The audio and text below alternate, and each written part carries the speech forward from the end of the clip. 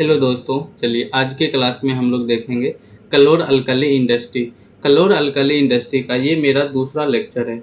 मैं पेन लेना भूल गया, पेन लेना पड़ेगा। ये मेरा दूसरा लेक्चर है और मैं बता दूं ये दूसरा लेक्चर ही मेरा लास्ट लेक्चर है। ठीक है, क्योंकि कलोर अल्कली इंडस्ट्री का एक लेक्चर पहले हम लोगों ने देख चुका है, जिसमें हम लोगों ने देखा था कि प्रोडक्शन ऑफ सोडा आस कि इंडस्ट्री में किस प्रकार सोडा आस को तैयार किया जाता है सोल्वे प्रोसेस के द्वारा। ये हम लोगों ने देख लिया। अगर आप लोगों ने नहीं देखा है तो लिंक डिस्क्रिप्शन में मिल जाएगा प्ले लिस्ट का, आप वहाँ से जाइए और सोडा आस का मैन्युफैक्चरिंग प्रोसेस देख लीजिए। आज का हम लोग का क्लास है कास्टिक सोडा और क्लोरीन गैस। ये दोनों का मैन्युफैक्चरिंग प्रोसेस आज हम लोग देखेंगे। ये दोनों का मैन्युफैक्चरिंग प्रोसेस जो है एक ही फ्लो शीट में हो जाएगा, इसलिए एक ही लेक्चर में मैं दोनों को कवर करने का कोशिश किया हूँ। चलिए तो हम लोग स्टार्ट करते हैं production of caustic soda and chlorine gas. ये लेक्चर केमिकल इंजीनियरिंग के स्टूडेंट के लिए है। जो हम लोग सब्जेक्ट पढ़ रहे हैं, सब्जेक्ट का नाम है technology of inorganic chemicals. Physical properties की बात करें तो फिजिकल प्रॉपर्टीज में हम लोग यदि क्लोरीन की बात करें तो इसका मोलिकुलर वेट जो होता है 70.9, दैट मीन 71 के अराउंड होता है। मेल्टिंग पॉइंट की बात करें तो -101.6 डिग्री सेंटीग्रेड और बॉइलिंग पॉइंट की बात करें तो -34.6 डिग्री सेंटीग्रेड होता है। और यदि हम लोग जो है इसका कास्टिक सोडा की बात करें तो मोलिकुलर वेट इसका 40 होता है। बॉइलिंग पॉइंट की बात करें तो 1390 डिग्री सेंटीग्रेड होता है और मेल्टिंग पॉइंट की बात करें तो 318 डिग्री सेंटीग्रेड होता है।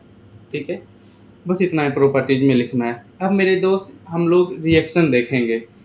इस रिएक्शन में क्या क्या होता है, नहीं होता, ये सारी चीज़ हम लोग को समझना है। एकदम धैर्य रखिए, बहुत ही आसान है। इलेक्ट्रोलाइसिस रिएक्शन इसमें होता है, जिसमें हम लोग के पास दो सेल होते हैं, एक डायफ्राम का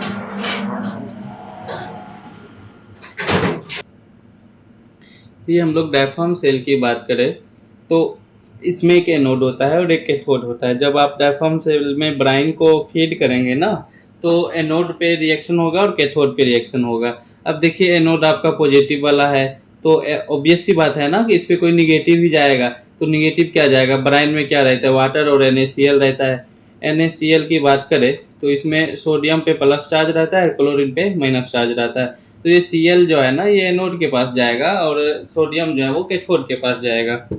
अब देखिए मेरे दोस्त ये एनोड है आपका। ये क्लोरीन जब अपना एक इलेक्ट्रॉन को लूज करेगा, नहीं ये माइनस का साइन ये शो कर रहा है कि क्लोरीन अपना एक इलेक्ट्रॉन को लूज कर रहा है। वैसे भी क्लोरीन जो होता है ना एक प्रकार का लिविंग ग्रुप होता है। ये अच्छा से लिव करता है, किसी के साथ रहना नहीं चाहता, ये लिव करता है, छोड़ के भाग जाता है। तो ये क्या हो जाएगा, सिर्फ क्लोरीन बचेगा। नहीं तो सिर्फ क्लोरीन लिखो या हाफ मोल Cl2 लिखो, बात एक ही है। ओवरऑल रिएक्शन की बात करें कैथोड पे ये रिएक्शन होगा।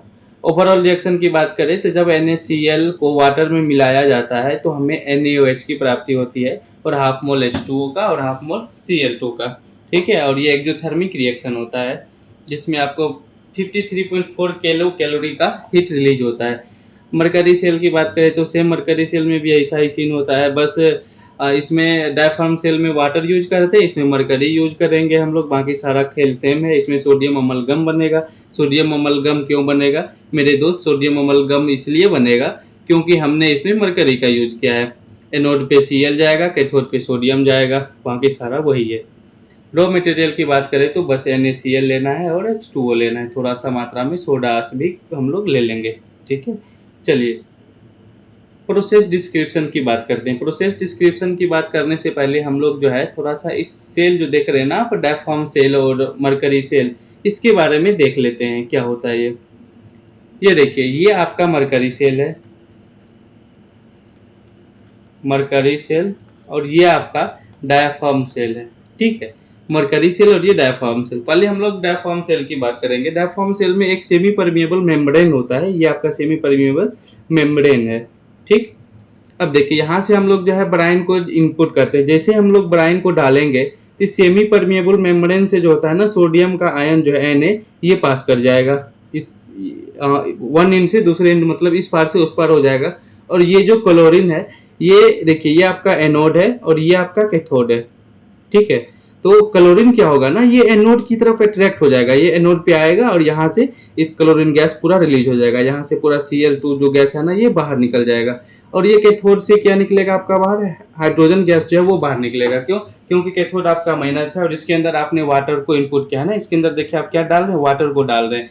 अब देखिए यहाँ से क्या सीन है कि ये क्लोरीन तो भैया यहाँ एनोड से जा रहा है और सोडियम क्या हो रहा है, पास हो रहा है। और इलेक्ट्रोलाइसिस हम लोग करते हैं। इलेक्ट्रोलाइसिस का मतलब क्या होता है कि आप इसमें करंट को पास कराएंगे। जब करंट को पास कराएंगे ना, ये H2O जो है आपका, ये H प्लस आयन और OH माइनस आयन में ब्रेक हो जाएगा। ठीक है, अब H प्लस आयन में ब्रेक होगा तो ये हाइड्रोजन गैस बन के बाहर निकल जाएगा इधर से। ठीक है, हाइड्रोजन गैस बन के क्या निकल जाएगा, बाहर निकल जाएगा।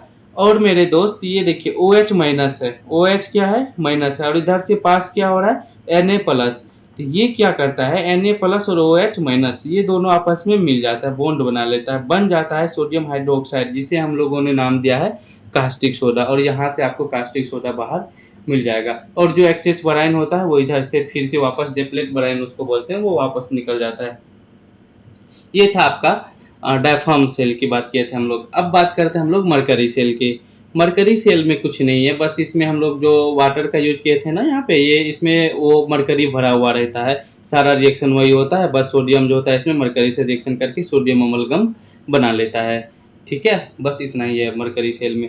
अब हम लोग बात करेंगे कास्टिक सोडा और क्लोरीन गैस के प्रोसेस डिस्क्रिप्शन, अर्थात फ्लो शीट को अच्छी तरह से हम लोग समझेंगे, डोंट वरी। अब देखिए सबसे पहले हम लोग क्या करते हैं, ब्राइन को लेते हैं। ब्राइन कैसे बनता है मेरे दोस्त, ब्राइन जब भी बनाने की चर्चा हो तो उसमें साल्ट डालिए और वाटर डालिए। सर पिछला लेक्चर में आपने बताया था ब्राइन बनाने के लिए हम लोग जो है CaCl2 प्लस वाटर को ऐड करते हैं, और अब बता रहे हो कि ब्राइन बनाने के लिए NaCl प्लस H2O का यूज करते हैं। तो यदि हम लोग ओवरऑल बात करें ना मेरे दोस्त, तो ब्राइन बनाने के लिए साल्ट प्लस वाटर, साल्ट कुछ भी हो सकता है, किसी भी मेटल का क्लोराइड ले लीजिए वो साल्ट हो जाएगा, KCl ले लीजिए, MgCl2 ले लीजिए, वो सारा साल्ट है। बस वाटर में आपको साल्ट डालना है, साल्ट डाल दीजिए, वो ब्राइन कहलाएगा। ठीक है, मैंडेटरी, ये भी ब्राइन है और ये भी ब्राइन है। लेकिन हम लोग यहाँ पे कास्टिक सोडा बनाने के लिए NaCl वाला ब्राइन का यूज करते हैं। इस ब्राइन को हमने सबसे पहले डाल दिया ब्राइन प्यूरिफायर में। ये एक प्रकार का स्मॉल रिएक्टर होता है जिसमें ये आपका एजिटेटर है।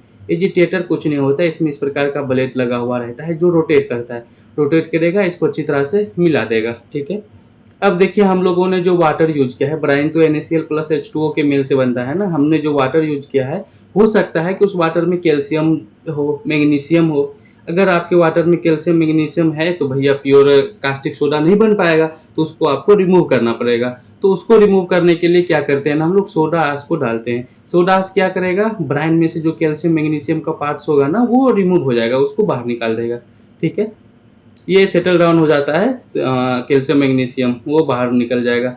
फिर उसको हम लोग आगे फिल्टर में डालते हैं, अगर कुछ बच गया तो यहाँ से फिल्टर हो जाएगा। मतलब ब्राइन को प्यूरिफाई किया जाता है, शुद्ध किया जाता है। अगेन स्टीम के थ्रू उसको हम लोग गर्म करके डायफ्राम सेल में डालते हैं। डायफ्राम सेल में हीट और प्लस इलेक्ट्रिक करंट दोनों जाता है। अब देखिए डायफ्राम सेल के बारे में तो आप लोगों ने पहले ही देख चुका है कि सर ये कैसे वर्क करता है।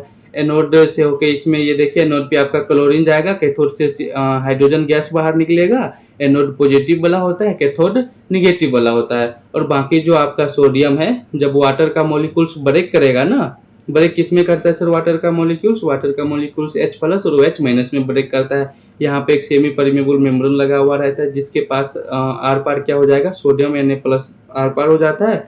और इस वाटर जो ब्रेक करता है OH माइनस आयन में, तो Na और OH ये दोनों मिल जाता है। यहाँ पे आपको जो है इस ये जो लकीर देख रहे हैं ना, यहाँ से पास करता है NaOH।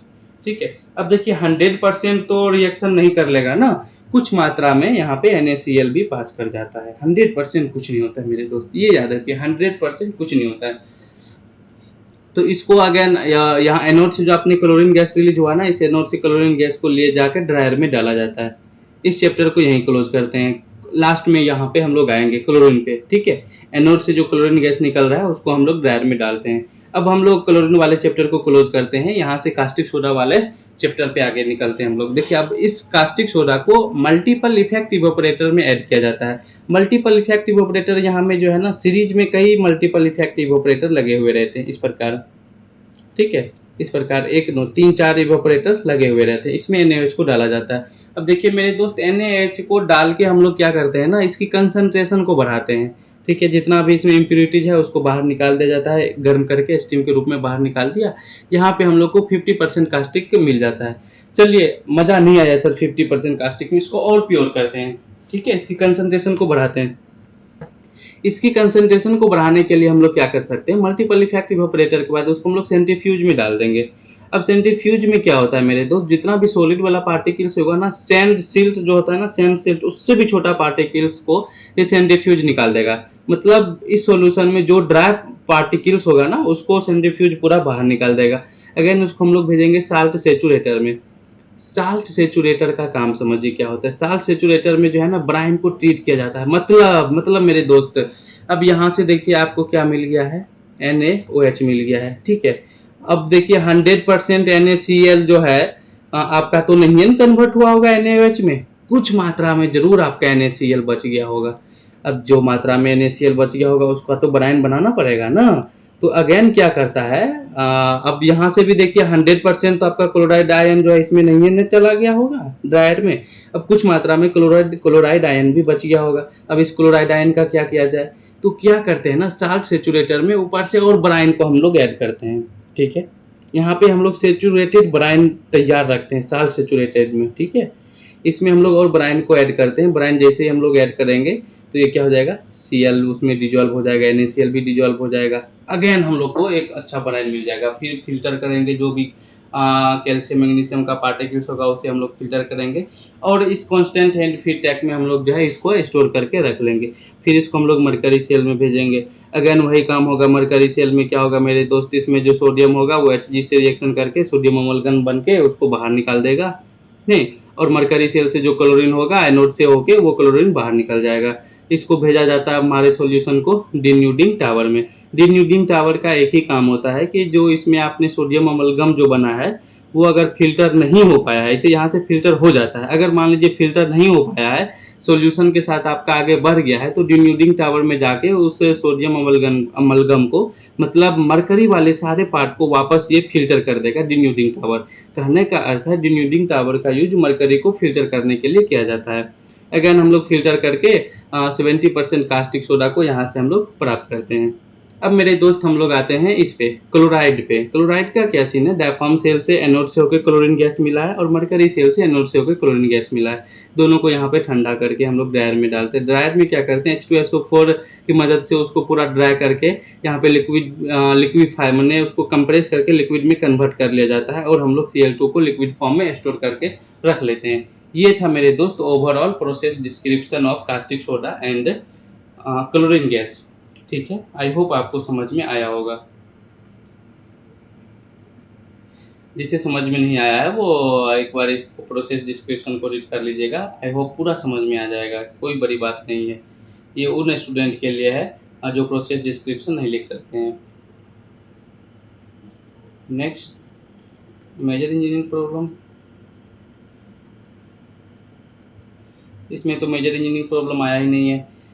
ऐसे मैं नोट्स तो बनाया था, लगता है व्हाइट बोर्ड में मैं लेना भूल गया मेजर इंजीनियरिंग प्रॉब्लम। तो कोई बात नहीं, मैं मेजर इंजीनियरिंग प्रॉब्लम जो है बता देता हूँ आप लोग को। मेरे दोस्त, इसमें इसका यदि हम लोग मेजर इंजीनियरिंग प्रॉब्लम की बात करें, क्रोजन इसमें लगता है सबसे ज़्यादा। क्रोजन का खतरा होता है, डिजाइनिंग में प्रॉब्लम आती है।